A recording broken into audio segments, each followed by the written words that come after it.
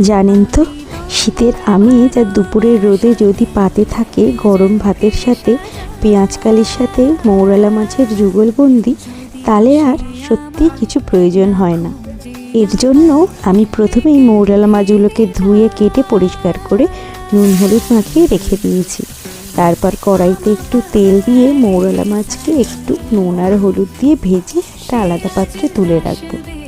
এরপরেই কড়াইতে আরেকটু তেল দিয়ে কেটে রাখা আলুগুলো দিয়ে দেবো। স্বাদ মতো নুন আর হলুদ দিয়ে একটু এপিট ওপিট করে হালকা ভেজে নিয়ে আবারও তুলে রেখে দেবো। আপনারা একসাথেও করতে পারেন, আমি এখানে স্বাদের জন্য আলাদা করে নিয়েছি। আলুটা ভাজা হয়ে গেলে সেই একই তেলেই একটু পাঁচফোড়ন দেবো এবং কুচনো পেঁয়াজ, লঙ্কা এগুলো সব দিয়ে দেবো।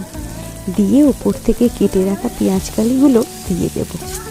এরপর একটু ভালো করে নেড়ে স্বাদ মতো নুন, হলুদ, লঙ্কা এবং জিরে গুঁড়ো দিয়ে ভালো করে এদিক ওদিক নেড়ে রেখে দেব। এরপর উপর থেকে একটু জল দিয়ে রেখে কিছুক্ষণ ফুটে উঠলেই উপর থেকে ভেজে রাখা মৌরলা মাছগুলো দিলেই কিন্তু রেডি মৌরলার ঝাল। তাহলে আর দেরি না করে চটপট করে ফেলুন।